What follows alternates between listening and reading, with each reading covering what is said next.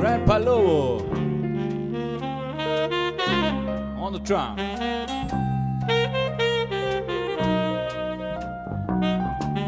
Yeah.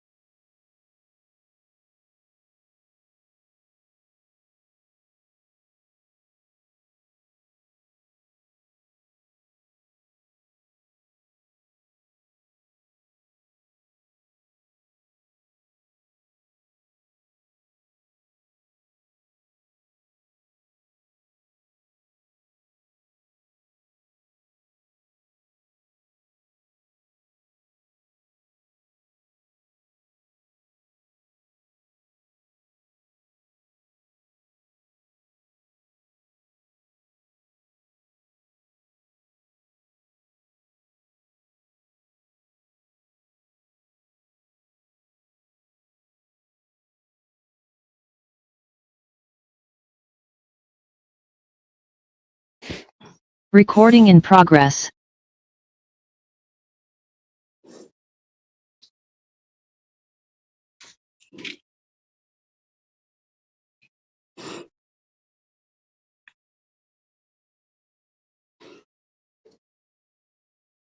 We are on. Good evening, everyone. The meeting of the Committee on Accountability, Finance, and Personnel of the Board of Directors will please come to order. Will the Secretary please call the roll? Director Carr. Present. Director O'Halloran. Present. Director Peterson. Present. Director Taylor. Present. And Chair Herndon. Present. We have 5 present.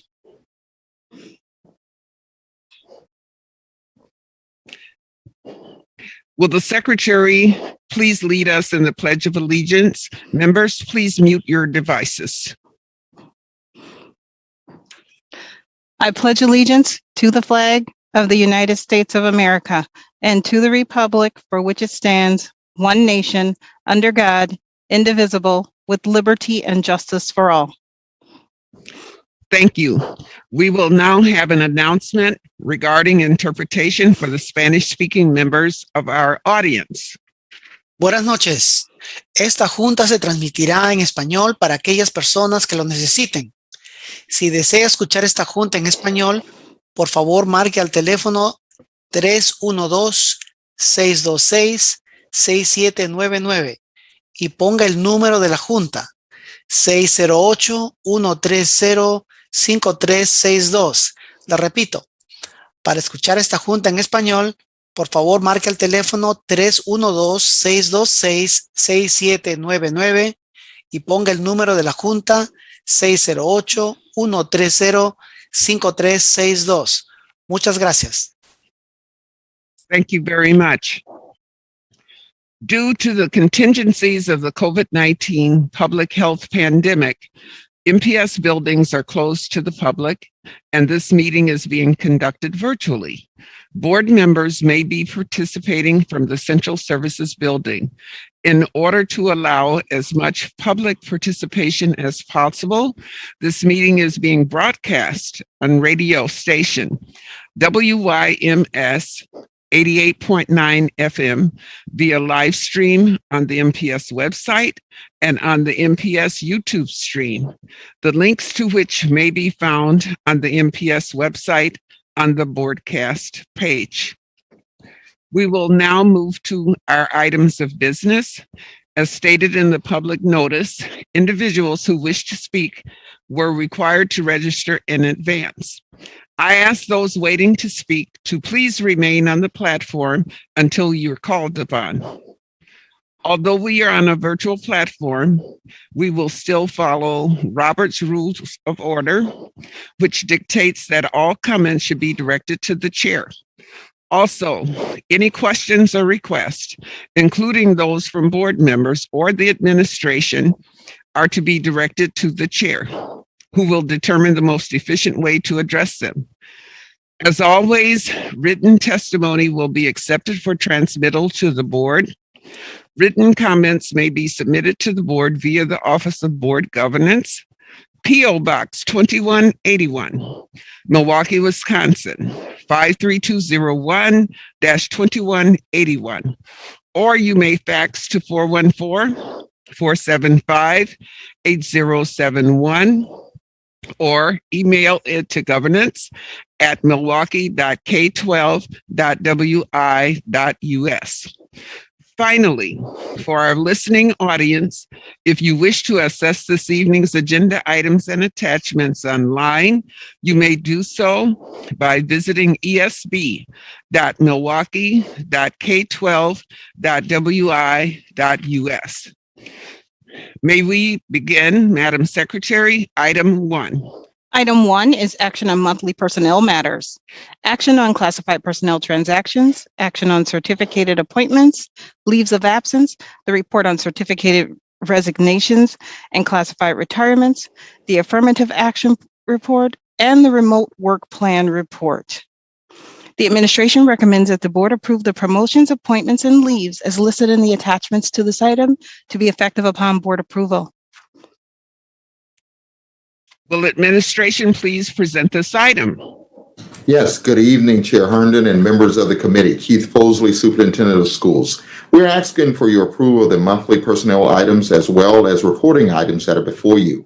Adria Maddalini is here with me this evening, and between the two of us, we can answer any questions that you may have in regards to this item. Thank you. Thank you. Do committee members wish to make comments or ask questions on this item? Director Peterson. Thank you. I have two questions, one having to do with attachment 4, the retirement resignations. And I'm curious if either now or at a future board meeting, we could have a little more clarification of around the reasons. I know personal retire are the main reason. Sometimes it's other districts. I'm just curious if there was any indication that the COVID-19 situation encouraged more people to retire than usual at this time. So that's my first question, attachment 4. And then I have another question about remote work. So if they could answer the first question first, I'd appreciate it. Thank you. Administration, may you respond, please? Thank you, Chair Herndon, President Peterson, members of the committee, Adria Maddalini, Chief of Human Resources. When it comes to the resignations and retirements, this is roughly about the same amount that we've had last year and previous years. I'm more than happy we can go back and try and get a little bit more detail when looking at the forms and see if there's any indication when it comes to COVID or anything a little more specific that was written in on the paperwork, and happy to report that at a later date. Thank you. Thank you. Go ahead, Director Peterson. Yes. The second one was, I think it's number 6, remote work.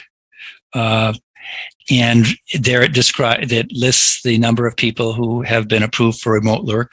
My question is, how long does that approval last, and do they need to reapply, or what is the plan in terms of those staff members who are currently on remote work? Administration, a response, please. Chair Herndon, President Peterson, members of the committee, Adria Maddalini, Chief of Human Resources. The bulk of the remote work plans are approved through the end of June. There are some exceptions. If some people wanted it at an earlier date, some people may have only needed it for a shorter period of time. But without that exception, they all will end on June 30th. Thank you. Thank you very much. Madam Secretary, do we have any more comments from the committee? Madam Chair, I see no hands raised from the committee, and we have no public testimony on this item. Oh, Director Taylor, and then Director Carr. I'm sorry. Thank you. Director Taylor? Thank you, Chair Herndon. President Peter asked some of my questions. The other one is, if we know it's going to end on June 30th for those people, and would they be rightfully to get an extension so that when next school year they don't have to wait in a pile or have to get it reapproved as well too? And the second thing is, I received an email and a phone call that someone called in reference to the medical release, and on the phone message it stated that no calls were being taken, that they would have to email the individual. Administration, do you have a response? Chair Herndon, Director Taylor, members of the committee, Adria Maddalini, Chief of Human Resources. When it comes to the remote work accommodations approvals, they are through June. I think further discussion when there's clarity as to how long, if it's going to continue on to next school year, once that's made, we can make a determination if we'll just simply extend them and not require people to submit the paperwork again, and we'll go from there. And we understand that employees ending, school-based employees ending work in the end of June want to have some understanding and some clarity as to what they need to do for the start of the school year.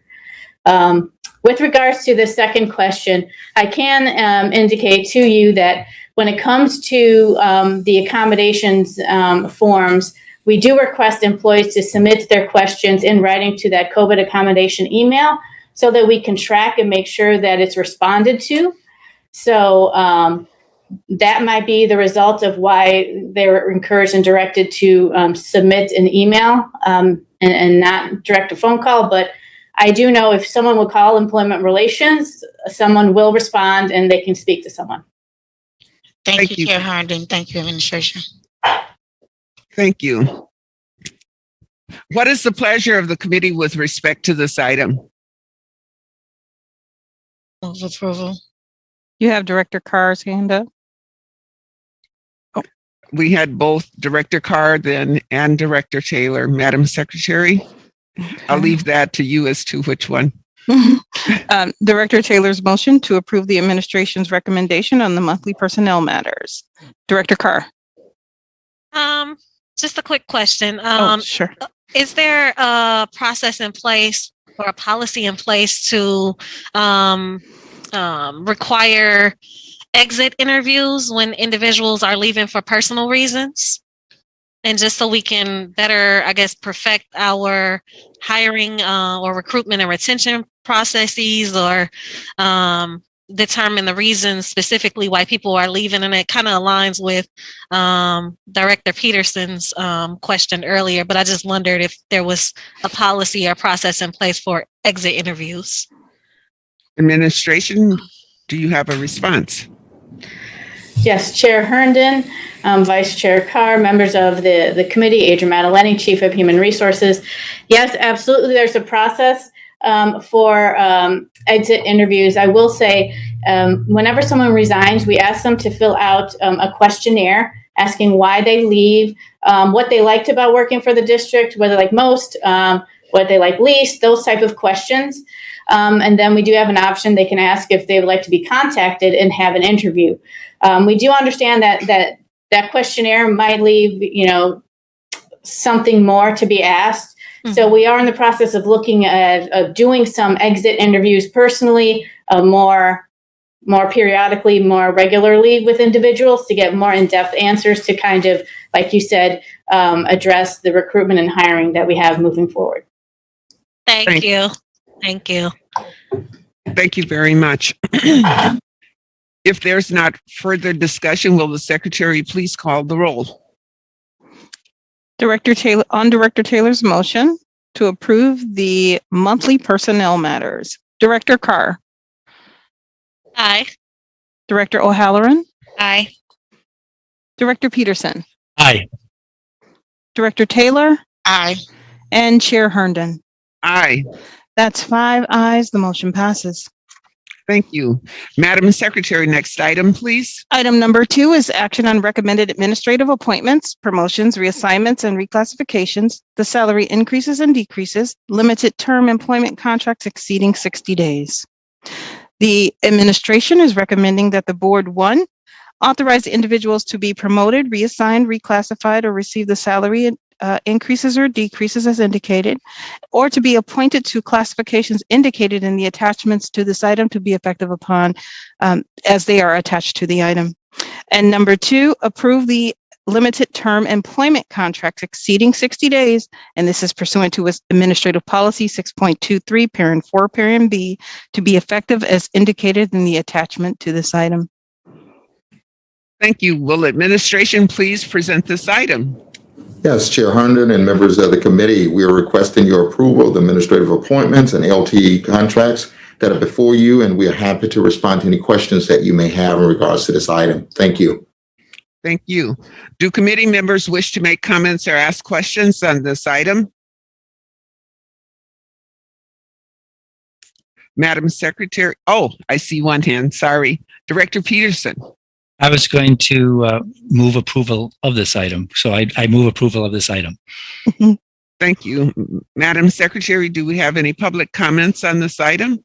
Madam Chair, we have no public testimony on this item. Is there any further discussion? Will the Secretary please call the roll? On Director Peterson's motion to approve the action on the recommended administrative appointments, promotions, reassignments, reclassifications, salary increases and decreases, and limited term employment contracts exceeding 60 days. Director Carr, Aye. Director O'Halloran, Aye. Director Peterson, Aye. Director Taylor, Aye. and Chair Herndon. Aye. That's 5 ayes. The motion passes. Madam Secretary, next item, please. The next item on the agenda would be action on the receipt of the fiscal year-end 2020 audit reports. The recommendation is that the board accept the year-end 2020 audit reports as attached to this item. Will the Office of Board Governance please present this item? Yes, Madam Chair, members of the committee, we have Paul Geib, our audit manager, here with our external auditors from Baker Tilly, who will be presenting tonight's item on the external audits. This is an annual item that the board receives, and you're in for a treat. Thank you. Good evening, Chair Herndon, Vice Chair Carr, members of the committee, and Paul Geib, the audit manager, Milwaukee Public Schools Office of Board Governance. Baker Tilly has completed the attached June 30th, 2020 year-end reports, and Wendy Younger and her team will be presenting those reports for your consideration. Well, good evening, Chair Herndon and members of the committee. Wendy Younger, partner with Baker Tilly. With me this evening, also on this call, is Michelle Walter, senior manager on our financial audit team, Darlene Middleman and Paul France, who are the partner and senior manager for the two pension audits. So we have prepared a PowerPoint. We will go through the various items that you have been given as a result of our audit process. At the end of the presentation, we will be happy to answer any questions that you may have. So to get started, next slide, I've included the agenda here. We're going to go through a very high-level overview of the 2020 audit process. There are some required communications that we need to have with those charged with governance, so the various members of the committee and the board.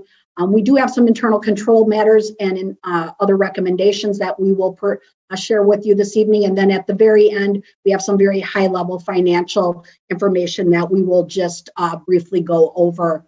Before we move into the presentation, I do want to thank administration and finance and internal audit for all of their extra efforts with this past audit. Due to the pandemic, the audit was done 100% remotely. So that did require some extra efforts on everyone's part to make sure that the information that we needed was shared electronically. So again, I thank everyone for their extra effort. Next slide. This is where we have included the overview of the 2020 audits. The purpose of the audits is to express an opinion on the financial data of the district. As part of that process, there are 3 reports that we issue. One is the financial statements for the district. One is the early retirement supplemental benefit and benefit improvement plan financial statement. And then the other is the supplemental early retirement plan for teachers. On all 3 of those reports, we have issued what is referred to as an unmodified opinion. An unmodified opinion is a clean opinion, highest level of assurance that you can obtain from us as your auditors. And really what that means is that the financial information contained within those documents is believed to be materially accurate, that accounting principles have been consistently applied, that generally accepted accounting principles have been adhered to, and the standards for which we follow, which are the governmental accounting standards, all disclosures that those standards require have been included within the financial statements. So our work is very much at the higher level, looking at the financial data. So when you put that in perspective, with what internal audit may do at the district, very different. We're looking at financial data, looking to express an opinion on the accuracy of it, where internal audit works more detailed, is very focused on its intent, looks at policies, procedures, and internal controls control. So I just want to make sure that people understand the difference between us and your internal audit department. One other item I will mention, however, is the internal audit department does become part of our audit team during field work. So they do assist us in some of the audit areas, and they, again, they function just as if they were part of the Baker Tilly team. Another item that we issue, the fourth bullet point on this slide, talks about the communication of those charged with governance. This is a separate document. It's titled Reporting and Insights from 2020 Audit.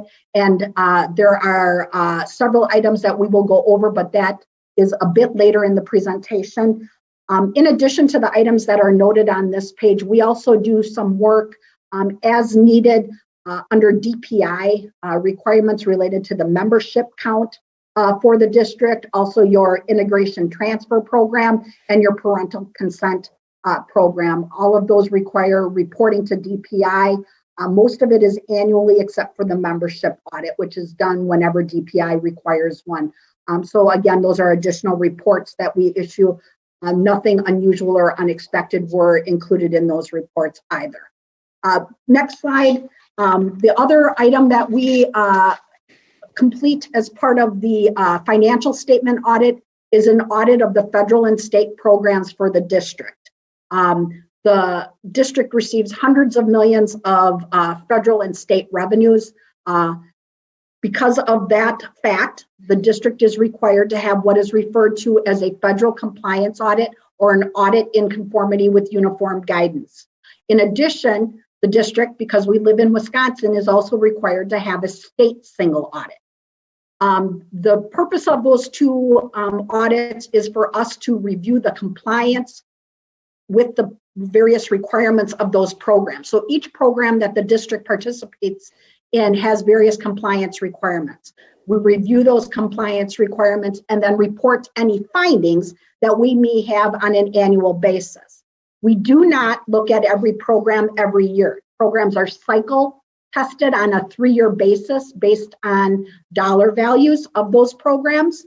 Also, if programs have had continual findings year over year, those also need to be looked at annually until those findings are no longer in existence.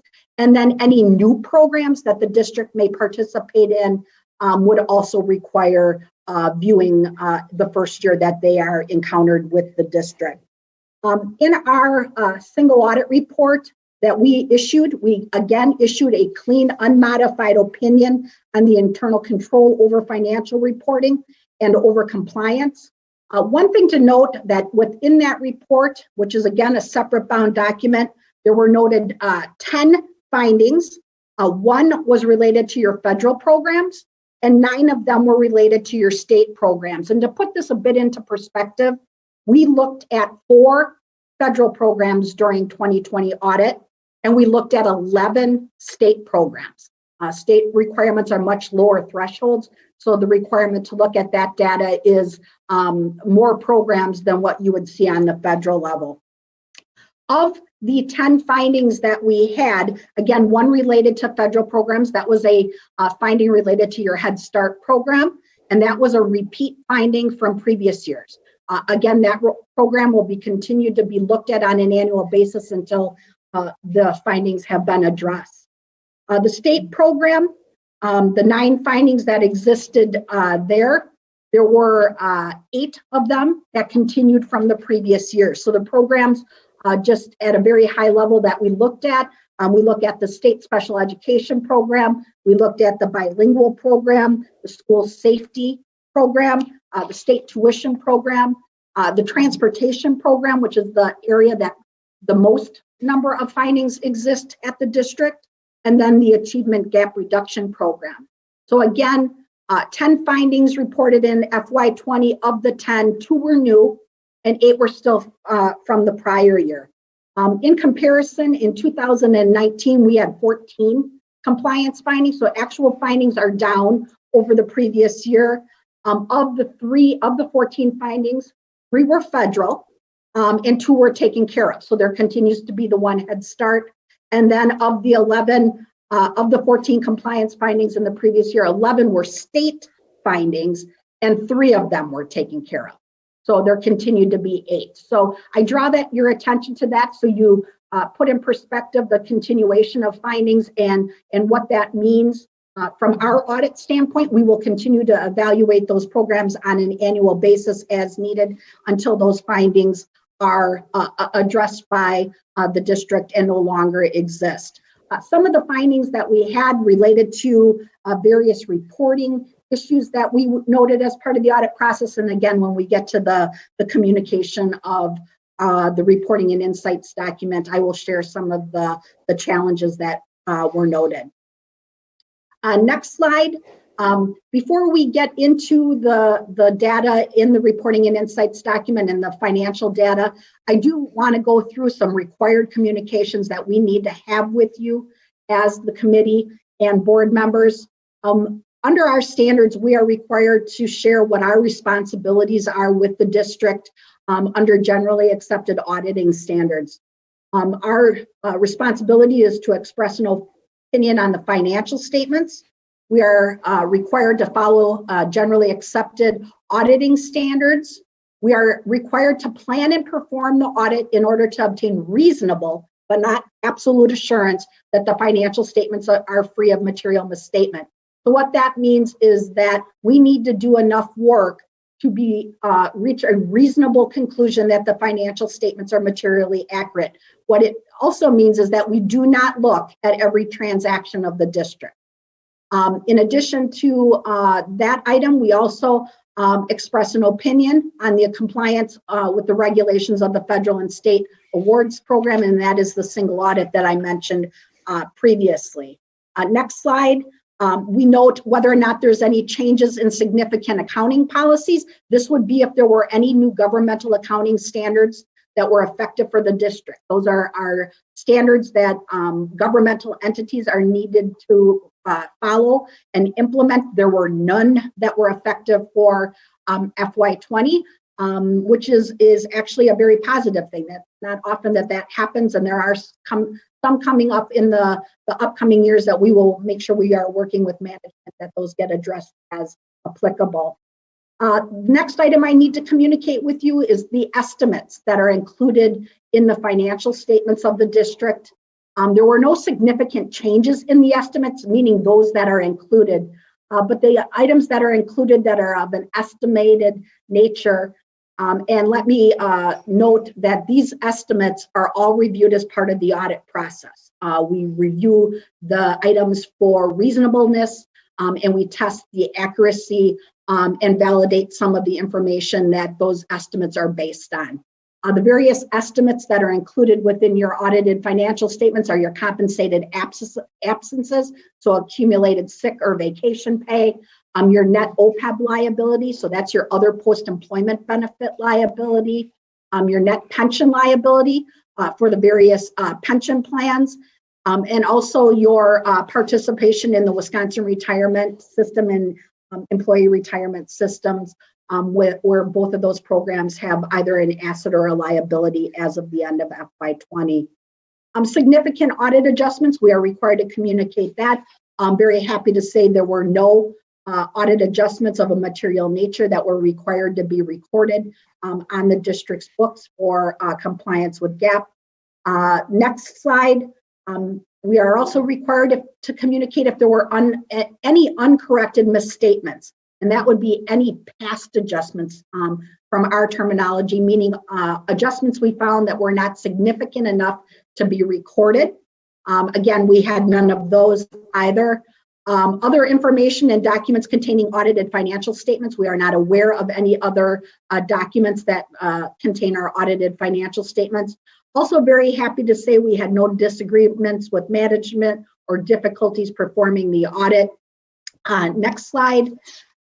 And as I noted, there were no difficulties encountered. And then issues discussed prior to retention as auditors.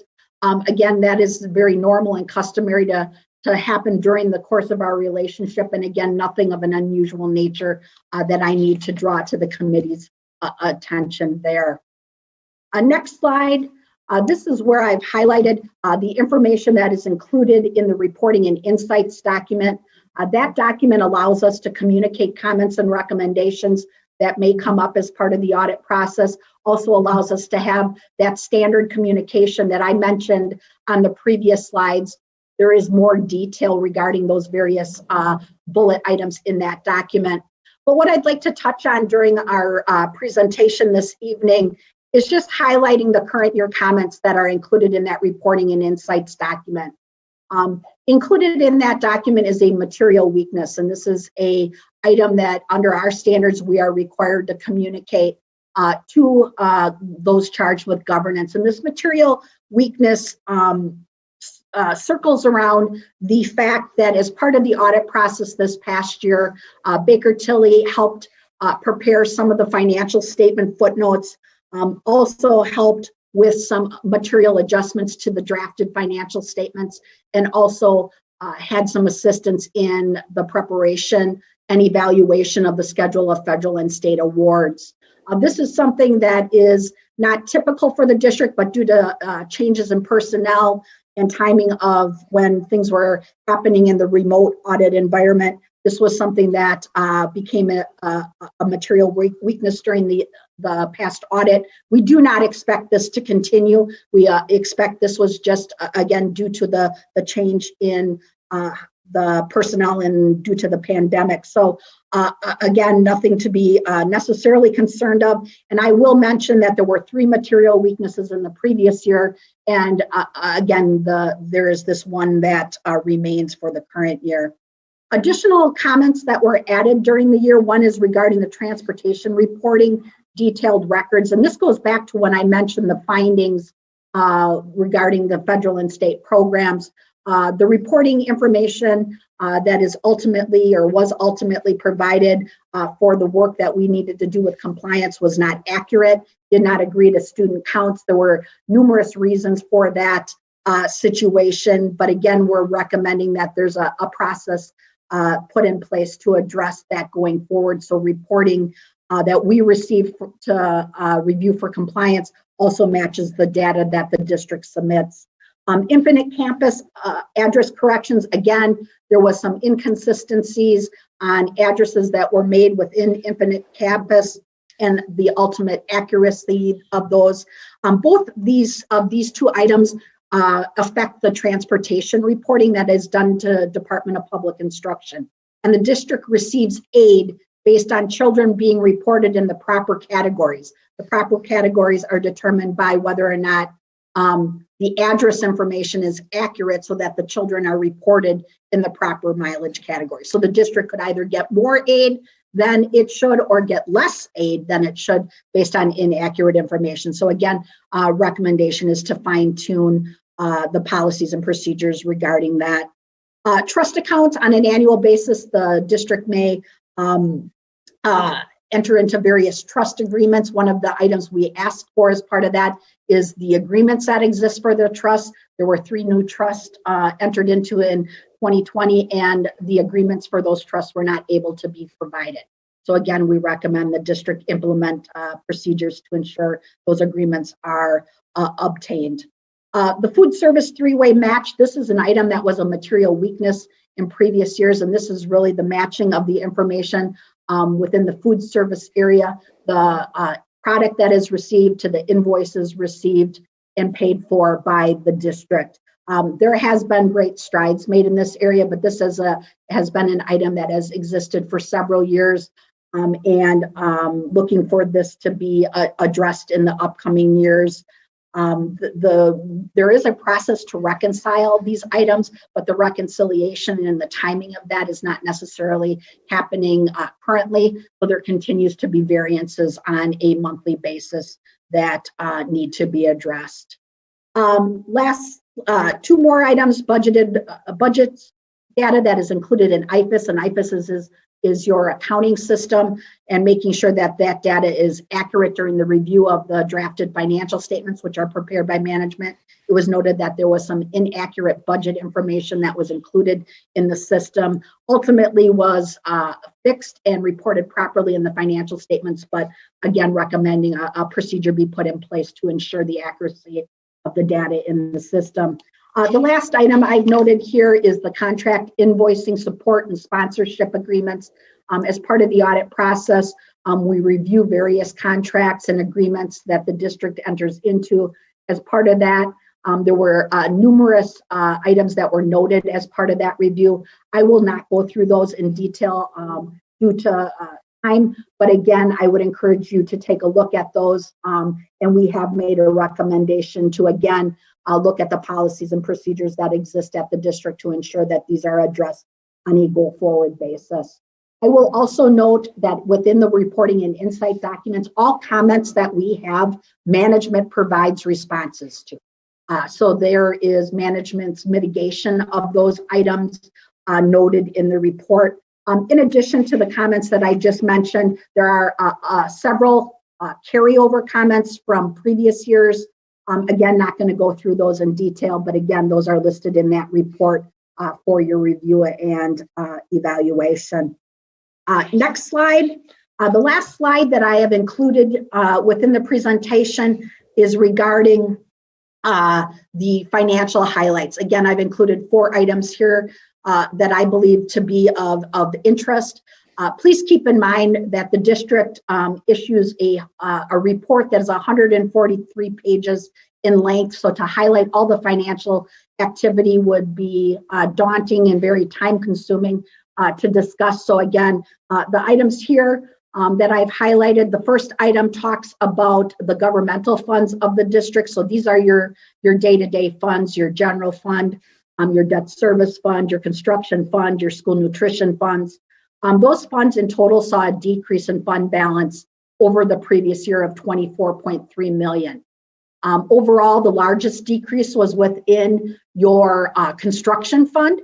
And again, when you borrow money and you have money set aside for various projects, you would expect that fund to decrease on an annual basis. But if that fund continues to decrease, you will ultimately not have reserves set aside for maintenance type projects that the district may need to do. Also, the general fund had a $1 million decrease, and keep in mind that the general fund operates a $1 billion budget. So of that $1 billion budget, again, a $1 million decrease in fund balance. And likewise, the school nutrition fund had a $7 million decrease in its fund balance during 2020.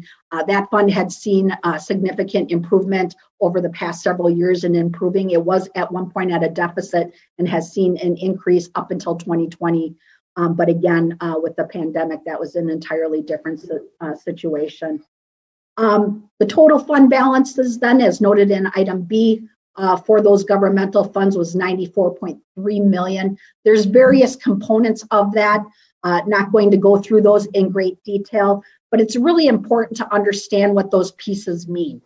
There's a portion of those that 94.3 million that is non-spendable. Those are monies that you either haven't collected yet because they're of a receivable nature, so you really don't have cash on hand for 2.4 million of that balance.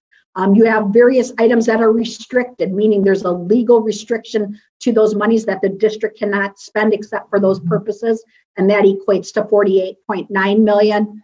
There's 2.9 million that's committed for various construction projects, and again, committed fund balance requires board action. The only way that commitment can be lifted is by board action also. There's 15.1 million assigned.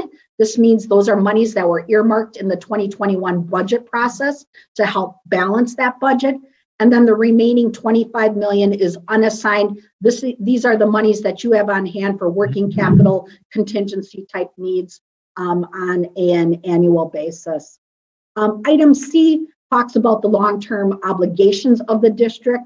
At the end of FY20, those were 1.3 billion of obligations. There's many pieces to that. And that 1.3 billion was actually a decrease of 125 million over the previous year. This liability includes not only long-term obligations, so debt per se, but also includes the net pension liability of 134 million. 366 million is the bonds and notes.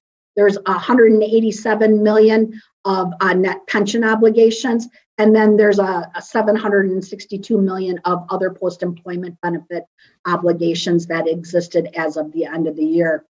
The last item I note here, again, refers to the $1 million decrease in the general fund budget. There is included in your audited statements a very detailed budget to actual comparison for your general fund, which details out the various over and unders within that budget categories.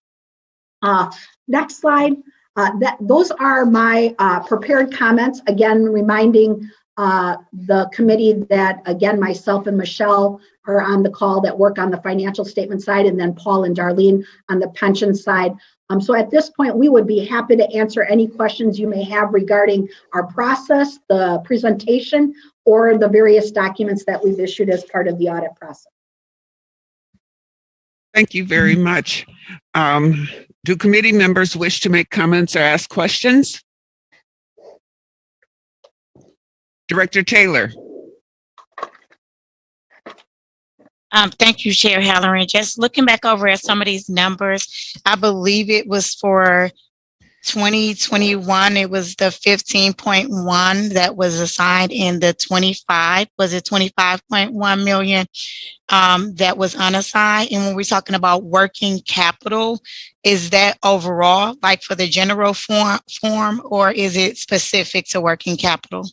I think that was in more of the reserves slide that we just saw, the last one. Thank you. Baker Tilly. Chair Herndon, Director Taylor, members of the committee. Yes, that 25 million that is shown as unassigned and the 15.1 million that is shown as assigned is all part of the general fund activity of the district, so the operating fund of the district. Thank you very much. Do you have a follow-up, Director Taylor? Not at this time, Chair Herndon. Thank you. Thank you. Director Peterson. Yes. First of all, thank you for everybody that worked on this audit. It sounds like it was a particularly difficult one given the pandemic. I'm just thinking, as we as board members receive this, and there's a variety of notes about how things should be improved in different ways. Overall, a very positive opinion. But I wonder if you have suggestions for how we as a board can assist the administration in any way to improve our standings for future years. Thank you. Baker Tilly, please. Chair Herndon, members of the committee, President Peterson, the way the board can assist administration is, again, allowing them to share the data or the responses to the comments that they have, and then assisting them in being able to implement those. I would also encourage perhaps periodic follow-up throughout the year to discuss the status of those various comments and recommendations. But again, management and administration does have a plan to address those. They just need the ability and the resources to be able to do so. Thank you. Thank you very much. Is there a follow-up, Director Peterson? No, thank you. Are there any more committee members with questions? If not, I'll pass the gavel to Co-Chair Carr. Madam Chair, Yes. prior to passing the gavel, I believe Mr. Chasen has his hand up and would like to speak on this item. It's not showing up on my screen. Thank you very much. Mhm. Mr. Chasen. Thank you, Chair Herndon. Matt Chasen, Office of Accountability and Efficiency. In 2012, the Wisconsin Policy Forum issued a very top to bottom analysis of the fiscal health of the district.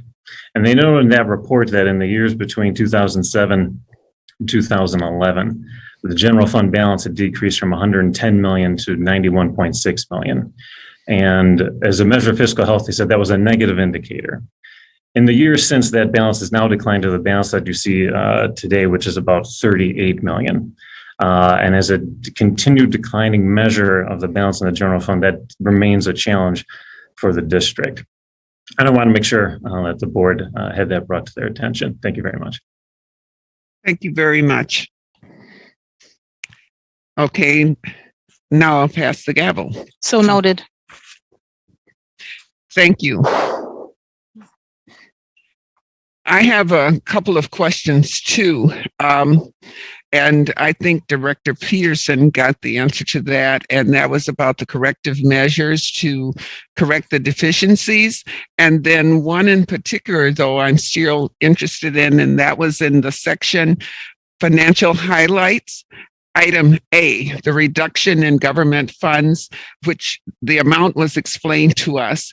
I further wanted to know more about the construction fund in that it dropped so drastically. Was that caused by a reduction in the funds that were given to the district or something else?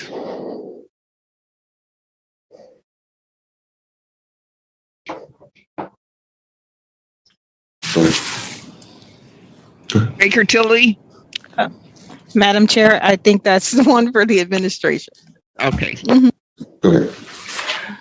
Director Herndon, members of the committee, my name is Renee Dudley. I'm the comptroller in the Department of Finance. You'll see fund balance in the construction fund ebb and flow as projects are moving along, as we get additional funding. If we do that, we have a debt issue to do a project, you'll see that raise up. And as the funding is spent down, we'll see it decrease. Right now, we only have one active construction project related to debt service fund. So that is the reason why we're seeing it a little lower at this time. Okay, thank you. No follow-up for me. I'll take the gavel back. So noted. Okay. At that point, what is the pleasure of the committee with respect to this item?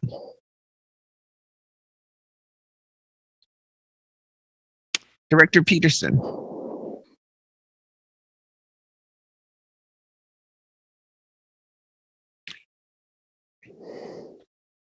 Director Peterson, I think, is on mute. I'm sorry. I move that we recommend approval of the report as proposed by the administration. Thank you. Is there any further discussion? If not, will the secretary please call the roll?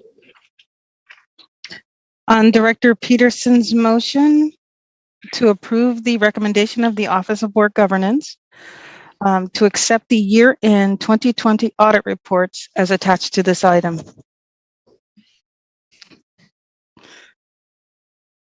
On the motion as read into the record, Director Carr. Aye. Director O'Halloran. Aye. Director Peterson. Aye. Director Taylor. Aye. And Chair Herndon. Aye. That's 5 ayes. The motion passes. Thank you. Madam Secretary, next item, please. Thank you, Baker Tilly. The next item is item number 4, action on monthly finance matters, authorization to make purchases, to report on emergency purchases due to the COVID-19 pandemic and change orders in excess of $25,000 and their cumulative totals in excess of $50,000. Acceptance of the report of revenues and expenses, the monthly expenditure control report, the report on school funds transfers, the report on contracts under $50,000 and their cumulative totals, the report on the COVID-19 expenditures, the report on monthly grant awards, and the acceptance of donations. The recommendation is that the board, 1, authorize the purchases, and 2, accept the donations as listed in the attachments to this item with appropriate acknowledgements to be made on behalf of the board. Thank you. Will the administration please present the item? And members of the committee, we are asking for your approval of the monthly finance item. Before opening it up for questions, I would like to offer my sincere gratitude to all of the generous donors who supported our schools and our students this month. Together, they gave $77,094.09 in donations. A big thank you to all of our donors this month. And at this time, we're happy to entertain any question that you may have in regards to this item. Thank you. Thank you. Do committee members wish to make comments on this item? Okay. Madam Secretary, do we have any public comments on this item? We have no public testimony on this item. Thank you. What is the pleasure of the committee with respect to this item? Madam Chair, Mr. Chasen would like to be in the speaker queue. Thank you. Mr. Chasen. Thank you, Chair Herndon, Matt Chasen, Office of Accountability and Efficiency. Page 6 of the report on administrative and school fund transfers shows about $300,000 being moved out of music teacher positions into music supplies. And I wasn't sure if the administration just commented on, was that a reflection of a vacancy?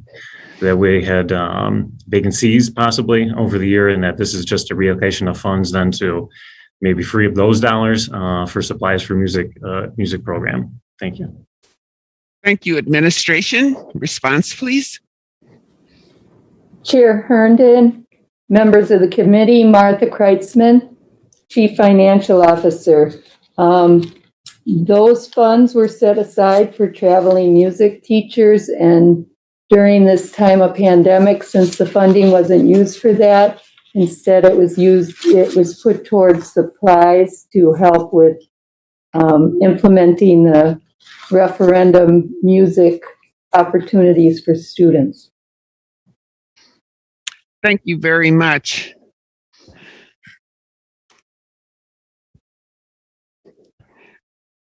Are there any more questions or remarks from committee? If not, what is the pleasure of the committee with respect to this item? Oh, I see Director O'Halloran. Thank you. I move that we authorize the purchases and accept the donations as listed in the attachments. Thank you. Is there any further discussion?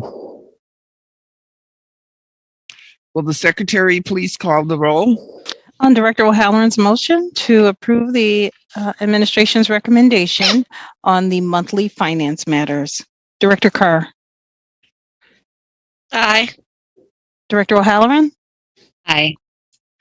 Director Peterson. Aye. Director Taylor. Aye. And Chair Herndon. Aye. That's 5 ayes. The motion passes. Madam Secretary, next item, please. The next item is item number 5, action on monthly facilities matters, the FMS awards of construction contracts, the professional services contracts, and equipment purchases recommendation. The report with possible action regarding air quality is also attached. The recommendation is that the board approve the attached construction contracts, professional services contracts, the equipment purchases, and the air quality reports. Will the administration please present this item? Yes, Chair Herndon and members of the committee, we're asking for your approval of the fiscal management items that are before you in this contract. Mr. Sean Kane is here with us this evening, and he will provide us with a second air quality report, and after which we'll be open for any questions that you may have in regards to this item. Sean? Report first. Go ahead. Good evening, Chair Herndon, members of the committee. My name is Sean Kane. I'm the Director of Facilities, Interim Director of Facilities and Maintenance. I'm here to provide updates related to the adopted administration reopening plan that included a number of provisions. One provision that I'm referring to is reporting air quality and a priority for classrooms and schools without window access to outdoor air. As in the past, Facilities and Maintenance has trained Building Operations Department that closely monitors mechanical systems in the district that provides ventilation. If there are mechanical concerns, we do have tradespersons that can address these repairs as need be. I will follow up now with the updates and proceed. First, I'd like to address the fact that our buildings provide clean air for occupants for our buildings. Just like everyone else in the world, we're trying to do our part to make improvements to our mechanical systems in our buildings. Rest assured, we take the issue with air quality very seriously. To make these improvements, there is a process that I'd like to explain. In order to address potential ventilation issues going forward in our buildings, FMS has solicited quotes from an engineering consultant to produce engineering data sheets. These are also known as EDS in the industry. By reviewing mechanical drawings in the FMS archives, evaluate the design at the time, determine if spaces still meet the same functional design, confirm square footages, make field observations, while visiting school sites and question if filtration systems can be upgraded. If systems are recommended to be updated, FMS is following up with the recommendation. We currently have 23 sites under contract and scopes to be performed by 3 consultants out of 6 that submitted bids. This is just the start. Concurrently, in case there are known corrections from deferred maintenance program that are needed from consultants that can perform the work, FMS shop personnel are cleaning coils inside mechanical units or making minor repairs as needed. Once the scopes are completed by the contracted engineering consultants, FMS will bid out scopes to contractors or technicians, perform testing and balance reports. These are also known as tab reports that are in the industry. After bids are received and contracts are awarded, the technicians will take the EDS information from the consultant, test the mechanical equipment inside and out, and check airflow through the system and through the room diffusers. The technician checks the CFM, which is cubic feet per minute, that's on the airflow of placing a hood device over diffusers and louvers that measures the CFM. The technician then compiles their findings for mechanical units and diffusers and spaces into a tab report. And then they notify FMS of the deficiencies that are found that need further repair. For repairs, FMS expedites the process by performing the repair or use contract labor if necessary, but also upgrade filtration if recommended by the engineering consultants. After the engineering consultant and FMS team receive the tab report, a remediation plan is determined. The remediation practice in the industry allows the mechanical system to be corrected to maximize its airflow for ventilation. If the system is near the end of its life cycle, it allows FMS to address it as an upcoming capital project for the deferred maintenance program. This effort with contracted consultants and contractors will be an ongoing effort for the next couple of years and is essentially referenced as a ventilation audit. In parallel, FMS is widening filter media racks as recommended by engineering consultants to upgrade the filtration system if possible. Also, FMS is contracting a booster coils cleaning company to fine-tune mechanical units on a case-by-case basis if needed. It is a due process that takes time, but this is no different from any other school district, government agency, or private businesses doing. Like everyone else, MPS is doing their part to improve mechanical systems in all our buildings. This concludes my report for the month, and I'm more than gladly answer any questions. Thank you very much. Are there any questions from any members of the committee? I see Director Peterson. Go ahead, please. Thank you. Thank you for the report, and thank you for explaining how complicated it is. What I'm curious about, what is the relationship between what you just described and the HVAC systems in a school, when whether or not the school has air conditioning or not? That's my first question. Thank you. Administration. Chair Herndon, President Miller, members of the committee. So, President Peterson, apologies, Sean Kane, Interim Director for Facilities. From the ventilation standpoint, there's really not much of a difference between air conditioning and no air conditioning. Airflow is measured how much volume of air comes to an actual space that's occupied by a student, staff, or the community. So at that point, there's really no difference. It's just a matter of getting fresh air supply to the occupant. Thank you. Is there a follow-up, Director Peterson?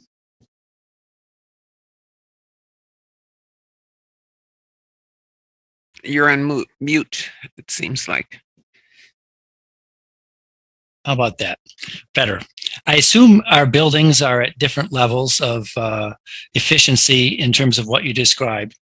Might there be a case that the expense for improving such a system in a school warrants a consideration of whether or not the school itself, given its other physical attributes, might be in need of replacement, or that's my question. Administration. Chair Herndon, President Peterson, members of the committee.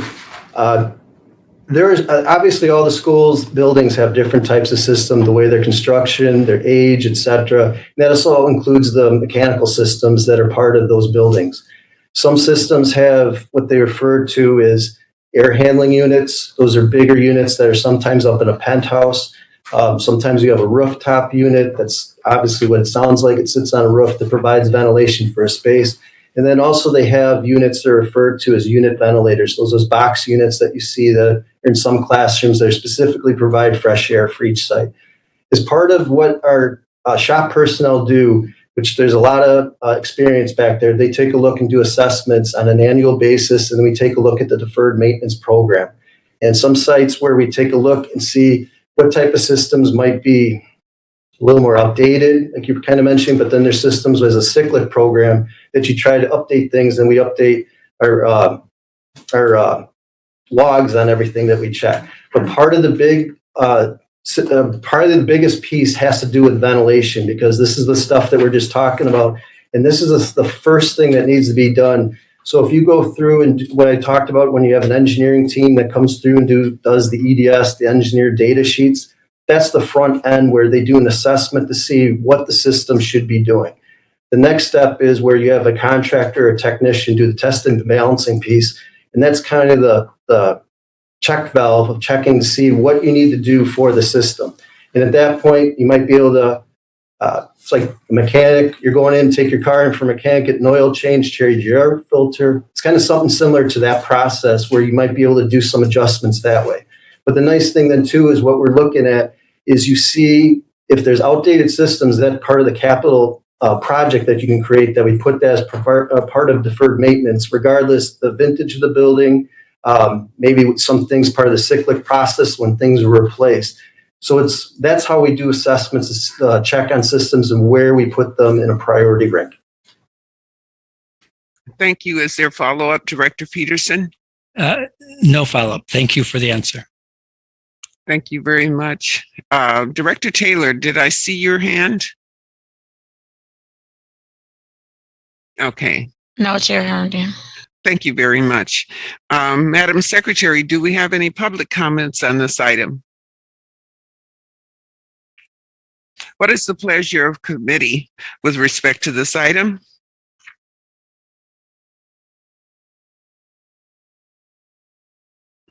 Director Peterson.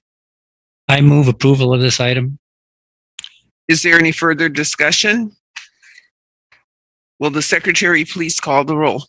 On Director Peterson's motion to approve the administration's recommendation on monthly facilities matters, Director Carr.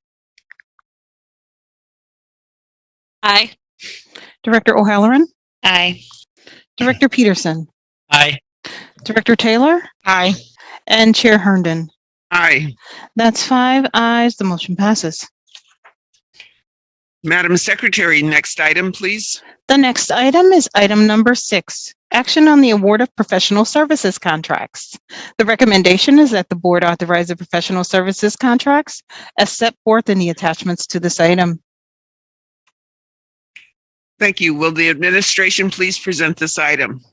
Yes, Chair Herndon and members of the committee, we're happy to answer any questions that you may have in regards to this item that's before you. Thank you. Do committee members wish to make comments or ask questions? Director Taylor. Thank you, Chair Herndon. For the Children's Outings Association, what exactly is their contract with MPS? The name seems really familiar. Thank you, administration. Chair Herndon and members of the committee, she's taking a look right now. So it's really wraparound services, if my memory serves me correctly, but we're going to get that item and get an answer for you right away. Yes. And it was through the pandemic, we have had, like with the Boys and Girls Club, various different groups. The COA is one of those particular groups, but Leighton Cooper is here and will provide you direct answers. Leighton.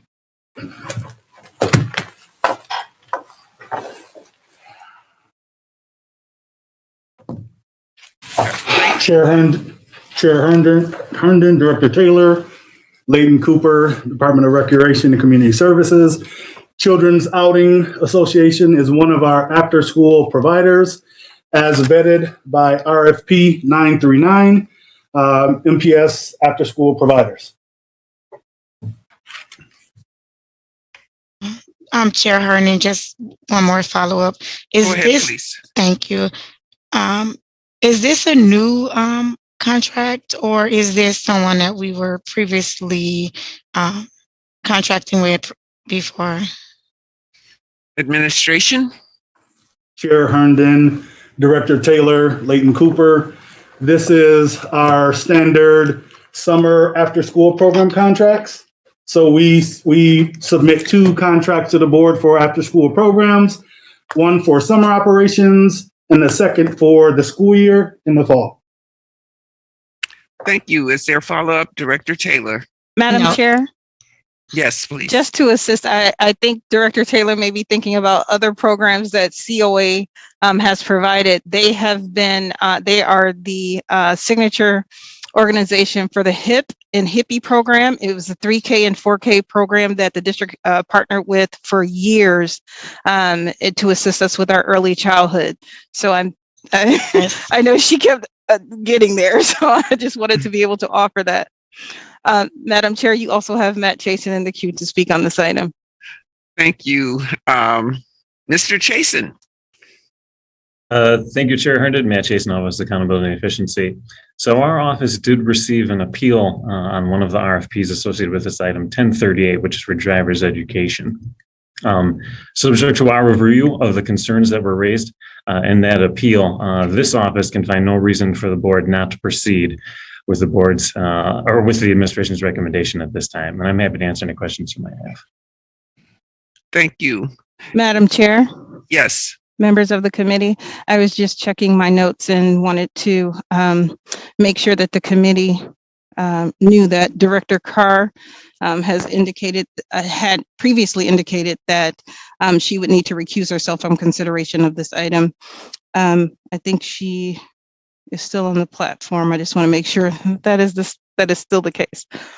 Okay. Yes. Thank you. Okay. Yes. So she's going to turn her computer off and not her computer. She's going to turn her camera off and mute her microphone while the board considers this item. Thank you very much. Thank you. Thank you. Okay. Are there any more You have remarks? Director O'Halloran in the queue. Director O'Halloran. Thank you. I did want to ask if we have more interest in driver's education, should we be looking to increase this? Because it seems to be a topic of interest to our students and to our city. So I was just wondering what the status is and if that's something we should be trying to grow this program. Administration.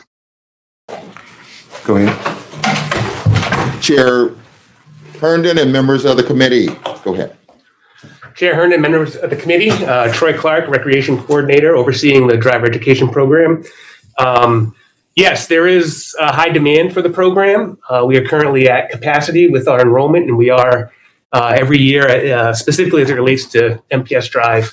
And so, yes, there, discussion for additional funding, outside funding is always on the table and always a need. Thank you very much. Is there follow-up, Director O'Halloran? No, I don't really have a follow-up. I know this is really important also for securing jobs. So I think it's for students, it's increasing their employment opportunities. So I think it's a very important program. So thank you for that. Thank you very much. Madam Secretary, do we have any public comments on this? I'm sorry, I see Director Peterson.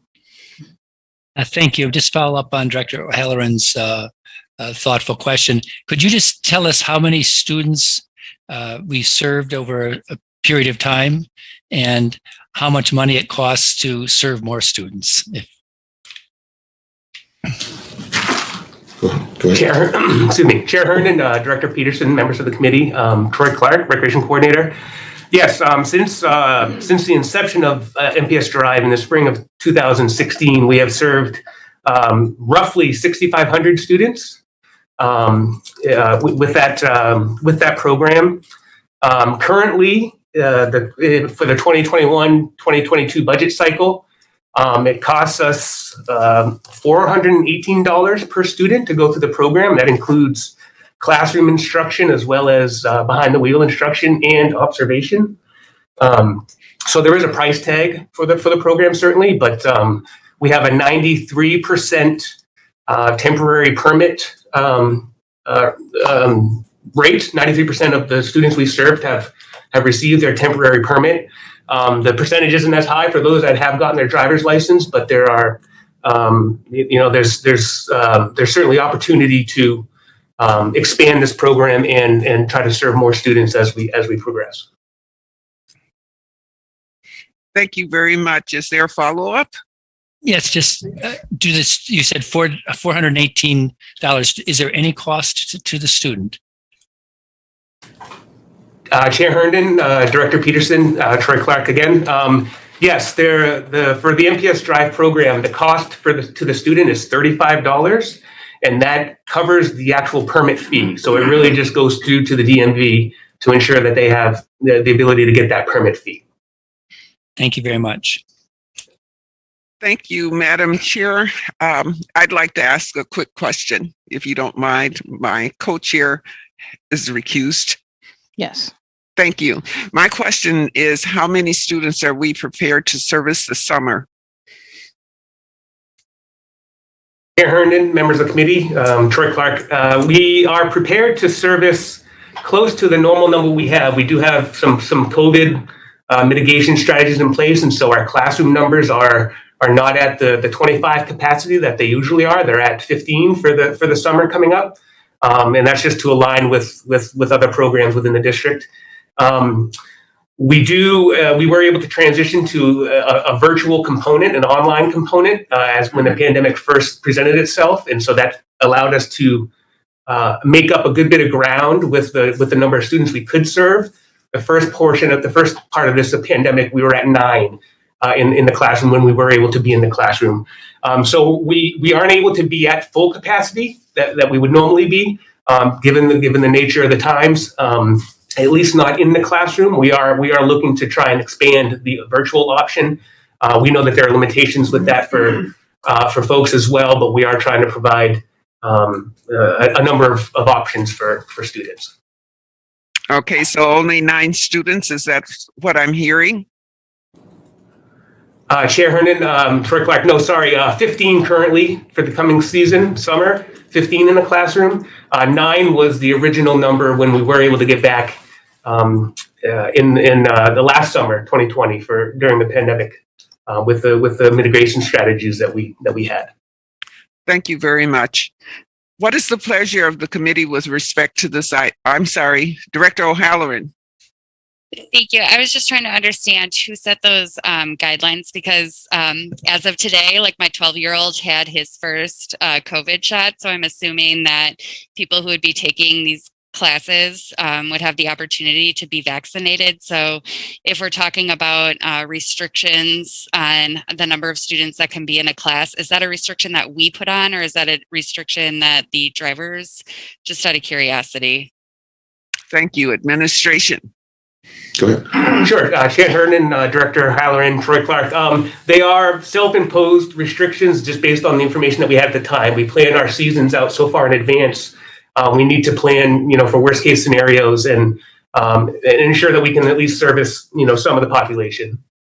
Absolutely. Thank you. And I just, if there are additional students who would like to take advantage of this, I hope that we can find a way to help them. And if that means helping them get vaccinated so that we can increase class sizes or do something else, that we can consider that, because I think this is a really important program. So thank you.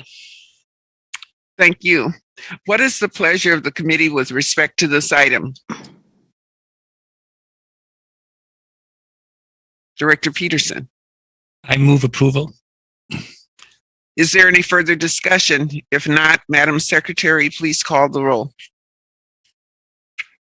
On Director Peterson's motion to approve the award of professional services contracts as listed in the attachments to this item, Director Carr has recused herself from consideration of this item due to the appearance of a conflict of interest. And Director O'Halloran. Aye. Director Peterson. Aye. Director Taylor. Aye. And Chair Herndon. Aye. That's 4 ayes, 1 recusal. The motion passes. Thank you. Madam Secretary, next item, please. Item number 7 is action on the award of professional services contracts related to transportation. The recommendation is that the board authorize the professional services contracts as set forth in the attachments to this item. Will administration please present this item? Chair Herndon and members of the committee, we are happy to respond to any questions that you may have regarding this contract that is before you for transportation for the summer program. Thank you. Do committee members wish to make comments or ask questions on this item? Seeing none, Madam Secretary. No. Oh, we do have one? Director Peterson, go ahead, please. No, it's Director O'Halloran had her hand up first. Okay, Director O'Halloran, please. Thank you. I just wanted to double check. I know that we had some concerns at the beginning of reopening around capacity, and I just want to assure that the people that will have sufficient drivers and everything for the summer program. Thank you. Chair Herndon, Director O'Halloran, members of the committee, David Solik-Pfeifferich, Director of Business and Transportation Services. The program is roughly about 100 buses worth of services. We will have plenty of capacity to service those needed services over the summer. Thanks. Thank you, Director Peterson. Yeah, just a follow-up. Can you give us any more information about recruitment of bus drivers for the fall, or how's that going? Chair Herndon, President Peterson, members of the committee, David Solik-Pfeifferich, Director of Business and Transportation Services.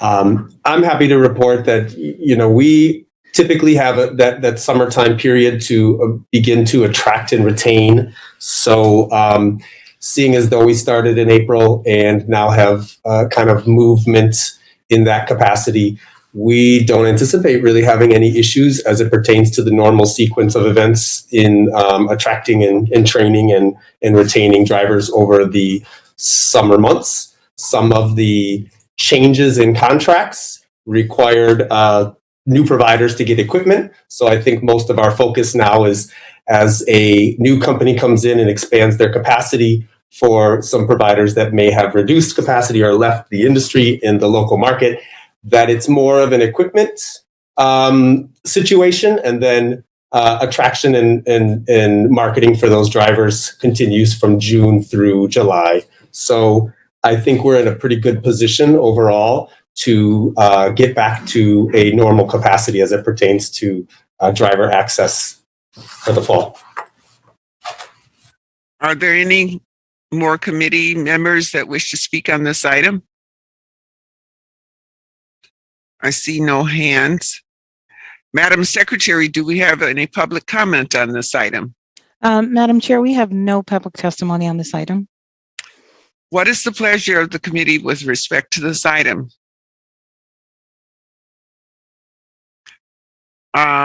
Director Carr, did I see your hand? I move for approval of this item. Thank you. Is there further discussion? If not, will the secretary please call the roll? On Director Carr's motion to approve the award of professional services contracts related to transportation. Director Carr. Aye. Director O'Halloran. Aye. Director Peterson. Aye. Director Taylor. Aye. Chair Herndon. Aye. That's 5 ayes. The motion passes. Madam Secretary, next item, please. Item number 8 is action on the award of exception to bid contracts. The recommendation is that the board authorize the exception to bid contracts as set forth in the attachments to this item. Thank you. Administration, please present this item. Chair Herndon and members of the committee, we are happy to answer any questions that you may have on the exception to bid contracts that are before you this evening. Thank you. Thank you. Do committee members wish to make comments on this item?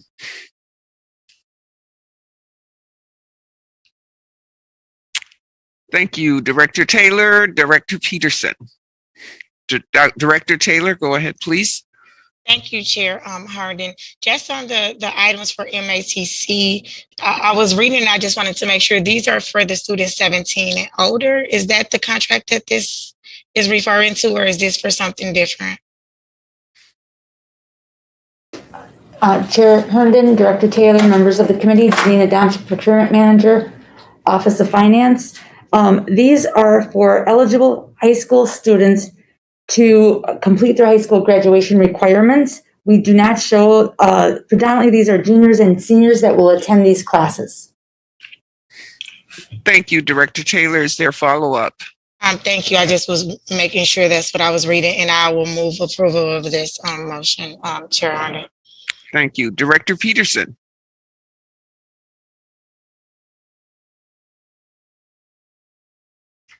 You're on mute.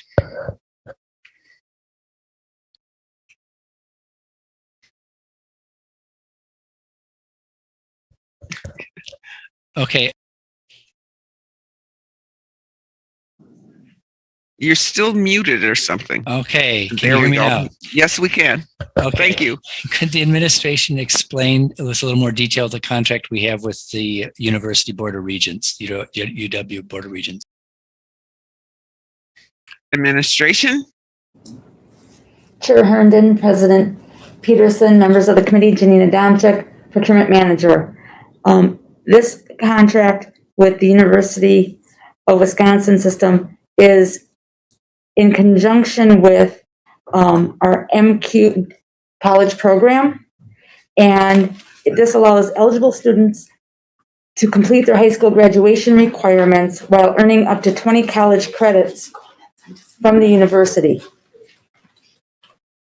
This contract is for students to take 6 of those credits at the University of Wisconsin-Milwaukee.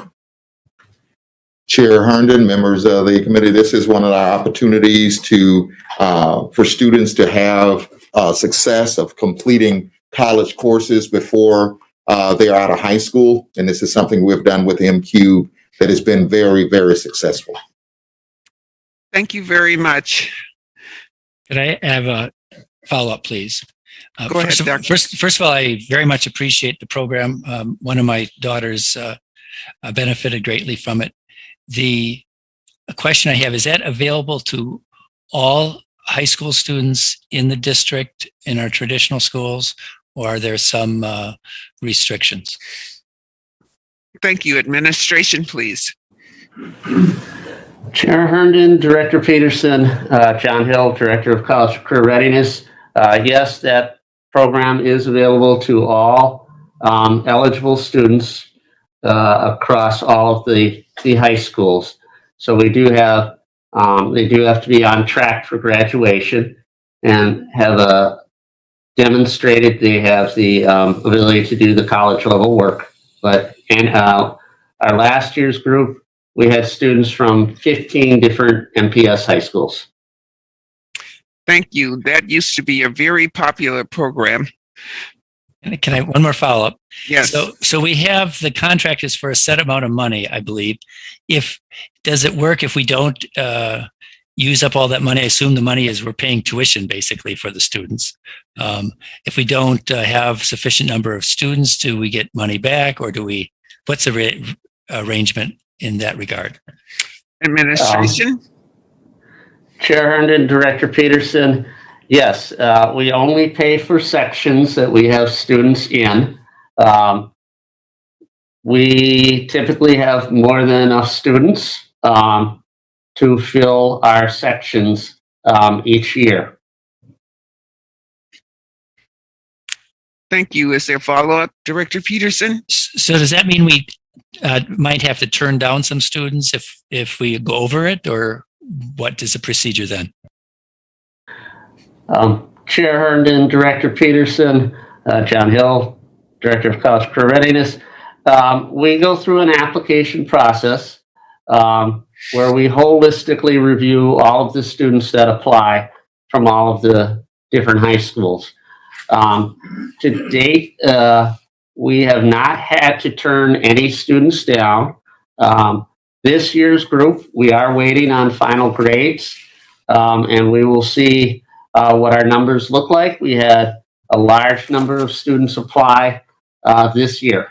So we have potentially, if all of them, were on track, we could have upwards to 140 students that would have shown interest and would qualify for the program. Now, we do allow students, because they are high school students, to start out in the program, and if they don't like it, because they are still our students, they return back to high school. So we've had some students who have said, they were interested, fall comes along, and they decide, I really want to stay at high school. So there is always a few students attrition. Chair Herndon and members of the committee, we will not turn any student away that want this particular course and want to take these particular credits and do this work. So that is something that has been just amazing over the last couple of years that we've done this.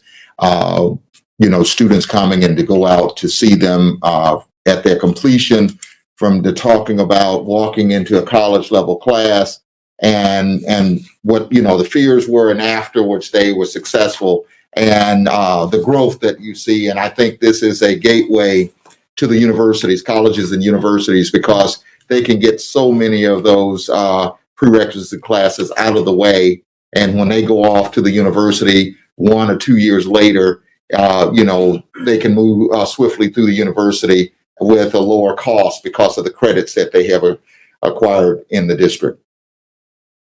Thank you. Thank you. It certainly has its worth for the young people. I had one child also that did that, and it was super fantastic. Can I just ask one more question? Yes. Or just make one clarification, just for our listening audience, parents who might be interested in, or students. Students can just take one class, can they not? They're not signing up as a full-time university student. Is that the case? Administration? Chair Herndon, Director Peterson, members of the committee, there are a couple of different programs that allow students to take college credits. This particular set of contracts is for the MQ College Connections program, which they take a full day of college courses. You may be thinking about the statewide program, which we also have students participate in, the Early College Credit Program, formerly known as Youth Options, or for MATC and technical colleges, it's called Start College Now. And that's where students sign up for 1 or 2 classes at any 4-year or 2-year university. So those students, again, we don't turn away students on that either. But for this particular set of contracts, this is for the MQ program, which is a full-time. They're either in the general pathway, a nursing pathway, or our newly piloted education pathway. Thank you very much. It's just wonderful that we have these options for our students. It's a good reason for students to be enrolled in the Milwaukee Public Schools. Absolutely. If there are no more comments from committee, Madam Secretary, do we have any public comments? And if not, we've already got a motion, if I'm not mistaken. Madam Chair, Director O'Halloran had her hand up on this item, and I just want to make sure that if she wanted to speak. Thank you. My question was related to how many students had applied and if we had turned down any students, and if we could find funding if additional students wanted to participate. But it sounds like we will not, as long as the student is eligible, we won't turn them down. So I think I'm good. Thank you. Thank you. The motion on the floor by Director Taylor Yes. is approval of the administration's recommendation on the award of exception to bid contracts by Director Taylor. Director Carr. Aye. Director O'Halloran. Aye. Director Peterson. Aye. Director Taylor. Aye. And Chair Herndon. Aye. That's 5 ayes. The motion passes. Madam Chair, next item, please. Item number 9 is action on a request to approve the third amendment to to extend the lease agreement with ASADA at the 35th Street building located at 3517 West Cortlandt Avenue. The recommendation is that the board approve the attached amendment with ASADA. Will the administration please present this item? Chair Herndon and members of the committee, we are asking for your approval of the lease agreement with ASADA that is before you, and we are happy to respond to any questions that you may have. Thank you. Madam Chair? Yes. Members of the committee, typically in these situations, there would be a city attorney who would be present to ensure that the contract has gone through the city attorney's office, and if the administration could verify that before the board votes on it. Chair Herndon and members of the committee, Jeremy McKenzie is there remotely, should be there. So Jeremy? I don't see Jeremy on the platform, which is why I brought it up. But if you could verify that the contract has gone through the city attorney's office. Administration? Yes. Chair Herndon and members of the committee, yes, it has gone through the city attorney's office. Thank you. Thank you. Shall we proceed, Madam Chair? Yes, Madam Chair. Okay, thank you. Do committee members wish to make comments? It's difficult to see up here, but if there are none. Director Taylor has her hand raised. Director Taylor. Just a comment, and I think it's yes, so then I'll move approval. It's yes. We're just extending the lease that's already set, correct? For administration. Chair Herndon.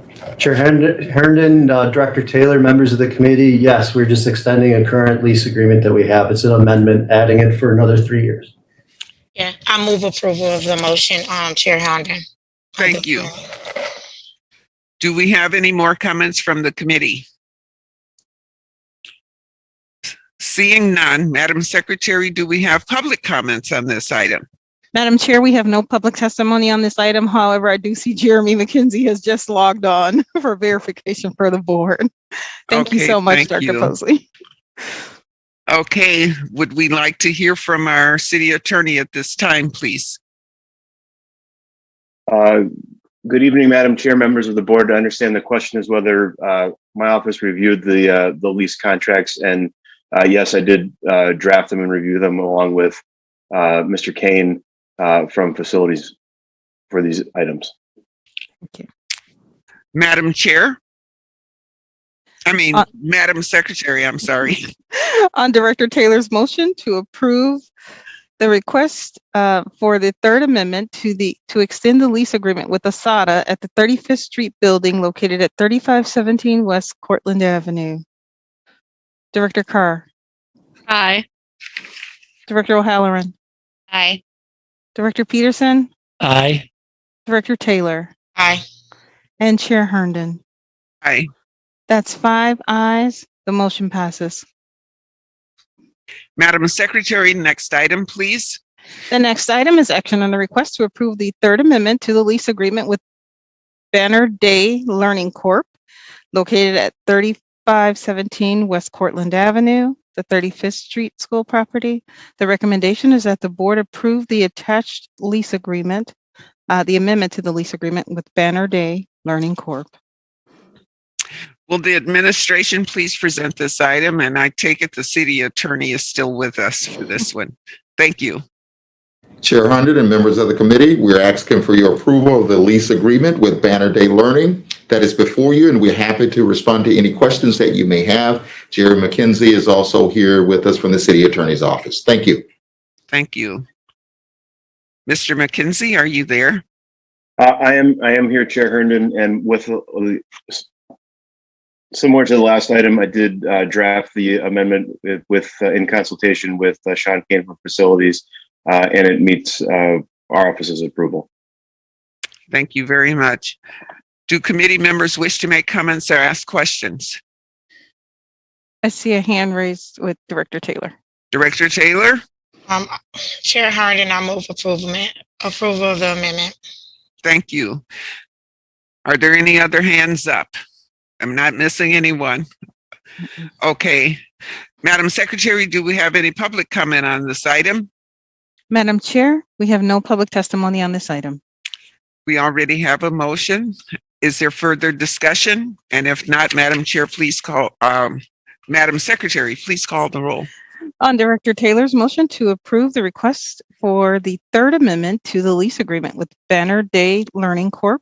At the 35th Street School property located at 3517 West Cortland Avenue. Director Carr. Aye. Director O'Halloran. Aye. Director Peterson.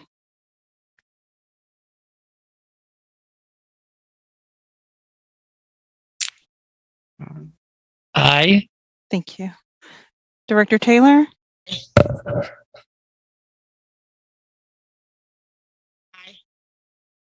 And Chair Herndon. Aye. That's 5 ayes. The motion passes. Madam Secretary, next item, please. Item number 11 is a report with possible action regarding the task force on strategies and guidelines to develop capacity in attracting, retaining, and developing bilingual teachers and support staff. This is an informational item, and although it has been noticed for possible action, no action is required. Will the administration please present this item? Chair Herndon and members of the committee, we end this evening meeting with a bilingual task force report. At this time, I will ask Mr. Eduardo Gavan to report out, and after which we'll be more than happy to entertain any questions that you may have in regards to this item. Eduardo. Thank you, Dr. Posey. Good evening, Chair Herndon, members of the committee. Eduardo Galvan, Regional Superintendent for the Southwest Region. The Bilingual Task Force met last night for its regular monthly meeting. At the previous meeting on April 14th, members were asked to select a work group with the purpose of making recommendations based on 4 areas requested by the board: financial support from MPS and the specific out-of-pocket cost of future bilingual and world language teachers, protocols so that bilingual and world language teachers complete their student teaching on the job at MPS, examine alternative ways of assessing the language proficiency of bilingual employees and how to engage DPI on standards for bilingual and related certification, and examining the most efficient and effective way to reorganize programs and support systems to advocate and nurture educators for the expansion of bilingualism in MPS. Those members present last night began to work in those groups to develop recommendations to bring forward to the board when completed. The groups worked in breakout rooms virtually and then came back to report out to the larger group.